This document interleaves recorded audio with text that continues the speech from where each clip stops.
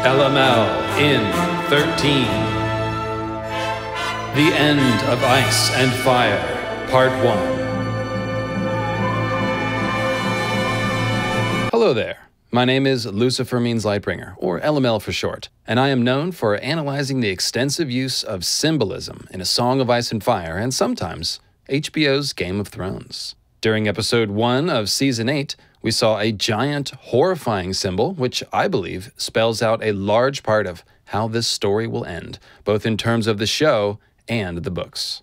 I'm pretty sure it's going to be the same ending in both books and show, because the books have extensive symbolic evidence that backs up the ending that I think the show is foreshadowing. Not only that, but this symbolic evidence from the books that I'm talking about will actually provide the context needed to understand why this is what has to happen. I'm going to give you the nuts and bolts of this theory first, here in part 1, mostly based on material from the TV show, and then in subsequent videos, I'm going to show you how this ending has been spelled out many times in the books of A Song of Ice and Fire, through symbolism, of course. First of all, let's be clear. We're talking about poor dead Ned Umber and the other assorted body parts that were nailed to the wall of the last hearth in some sort of very creepy and grisly White Walker mandala. Let's review the basics. The corpse of young Ned Umber is pinned to the wall, and surrounding him are 8 spiral arms of, well, arms and legs, hands and feet. When Lord Commander Dolorous said, the famous bearded wildling Tormund Giantsbane, and the undead and armed with a flaming sword Beric Dondarrion approach a bit closer, dead Ned Umber's corpse begins to shriek and opens up its eyes, which now burn with the familiar cold blue star fire of the White Walkers. Beric quickly stabs the whited corpse with his flaming sword, and as undead Ned Umber continues to scream, he and all the body parts on the wall catch fire.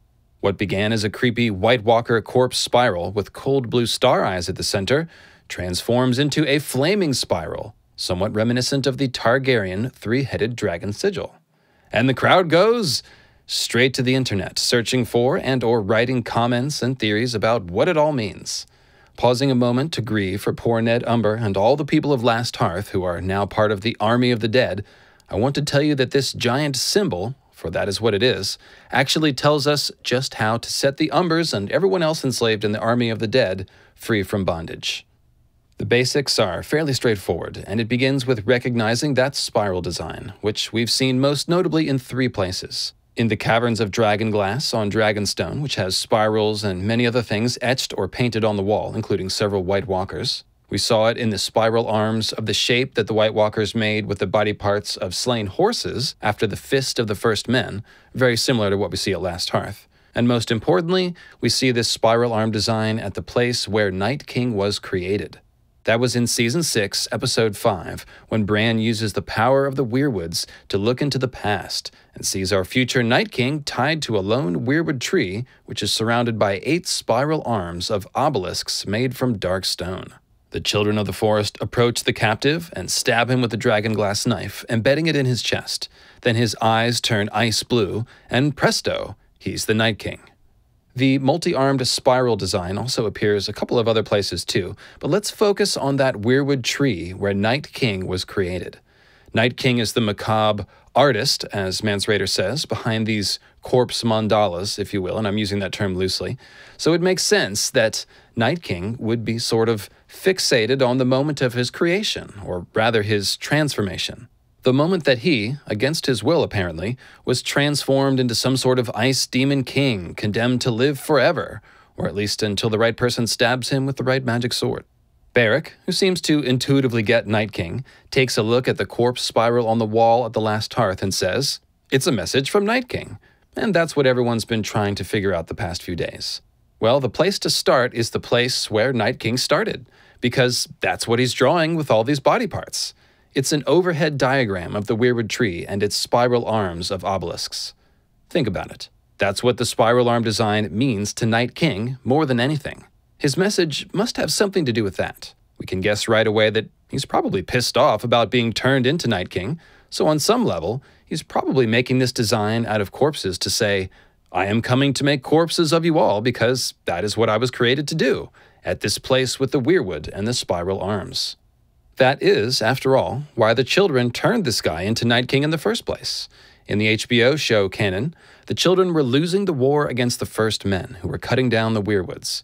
Night King was created to kill humans, but somehow the children apparently lost the ability to control or contain Night King and his armies of White Walkers and Whites.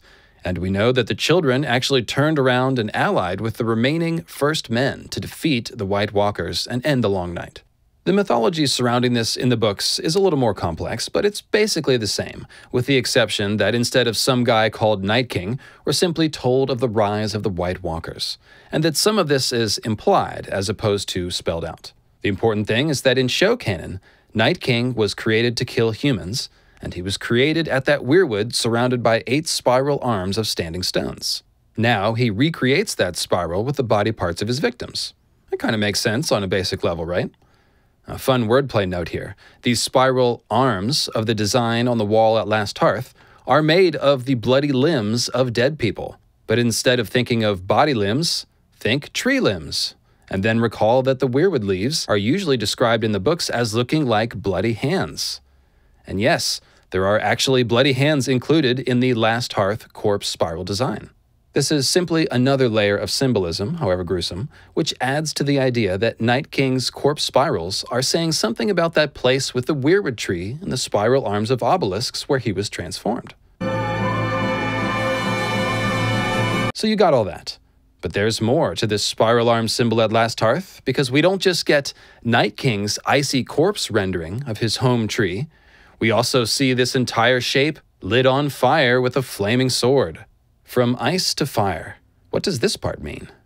Well, we see an overhead shot of the Night King tree and the spiral arms of standing stones 2 different times in 2 very different circumstances. Once in the ancient past, when the ground is lush and green, with the canopy of the Weirwood leaves as red as blood and fire, and then once in the present, albeit on the astral plane, where everything is covered in snow, and the now leafless and possibly dead Weirwood tree hunches and crouches, its limbs weighed down by snow and ice.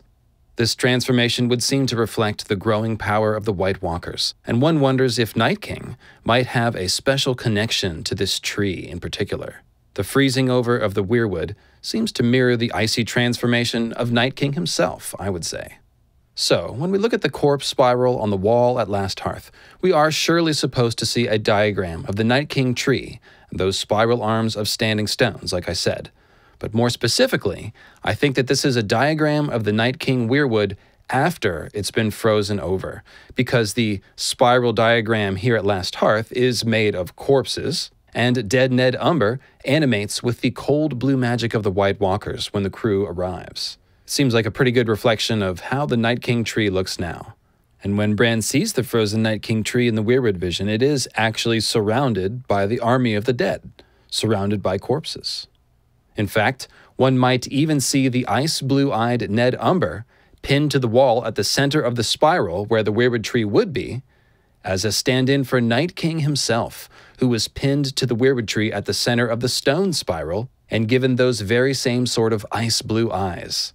And then on the rewatch of this episode, I noticed that Tormund is actually saying, "We just have to hope the Night King doesn't come first," at the moment that the whited corpse of Ned Umber wakes up with his shriek cutting off Tormund mid-sentence. In other words, this grisly spiral shape at Last Hearth is a diagram of the Night King Weirwood tree, but it's showing us Night King in power, with ice and death spiraling out from him and that Weirwood tree, and taking over everything.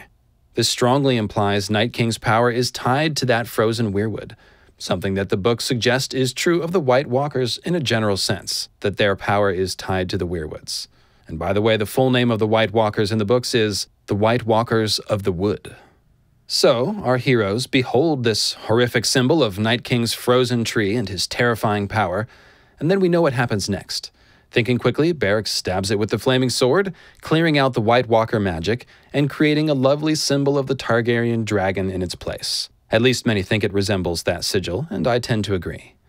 The flaming sword is an unmistakable symbol of Lightbringer, of course, and here it is stabbing a representation of Night King's tree, and probably Night King himself. Stabbing Night King with Lightbringer has always seemed like the thing to do, but we have to consider the Weirwood angle here, which hints at a deeper mystery. What's being suggested here, I think, is more than just killing Night King, but rather setting fire to the weirwoods. Either setting fire to his personal tree, or more likely, to the weirwood net as a whole. We could be talking about a total shutdown here, which may be the only way to stop Night King. And yes, Bran is tied to the weirwood net and will surely have to die, to sacrifice himself, if defeating Night King does indeed require a total shutdown of the weirwood net. We can't help but notice that the dead boy in the center of the corpse spiral is named Ned, a Stark name. I suggested earlier that Ned Umber might be standing in for Night King, tied to the diagram where the tree would be, as he was, but it could also foreshadow Bran, a boy lord with a Stark name, just like Ned Umber, burning inside the weirwoods along with Night King. I personally don't see how it could be any other way if the weirwoods are to burn, because Bran is inextricably linked to the weirwoods. It's very sad, of course, but Bran has always been slated for heroic martyrdom, in my opinion. There's actually so much foreshadowing of Bran burning in some way that I have an entire episode of the Weirwood Compendium called A Burning Brandon, which I actually wrote several years ago.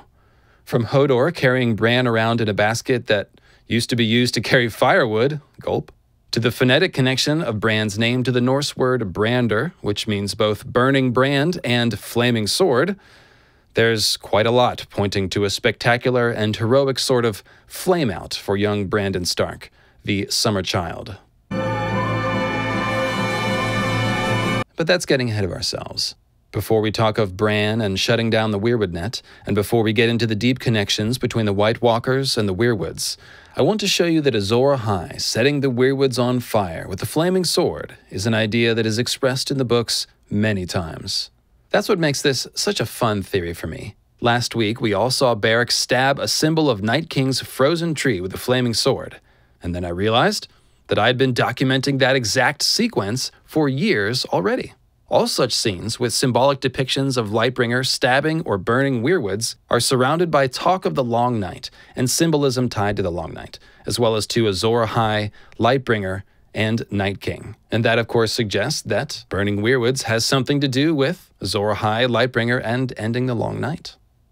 And that's what we'll look at in Part 2, scenes from the book that use symbolism to depict Azor Ahai burning weirwoods to destroy the White Walkers and end the Long Night. In Part 3, we'll check out Daenerys and the House of the Undying in Qarth, which will also give us a symbolic depiction of Azor Ahai burning weirwoods and slaying White Walkers, but we'll also go further and begin to explain why the show version of Night King and the White Walkers in general are tied to the weirwoods, and why burning the trees will destroy them. Part 4 will bring the focus back to Bran, and again, we will use information from the books to explain what the HBO show is foreshadowing for the endgame. So I hope you've enjoyed Part 1. Thanks very much for checking it out, and I'll see you again very soon with Part 2.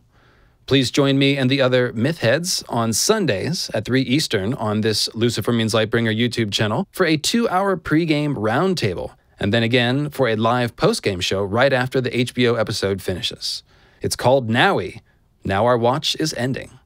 For further reading, please enjoy the various compendiums of the Mythical Astronomy of Ice and Fire podcast, which you can find in your podcast feed at lucifermeanslightbringer.com or here on YouTube. And last but not least, if you like what I'm doing, check out our Patreon campaign, where you can help support the podcast and propel us forward to new heights. Thanks very much, guys. I'll see you soon.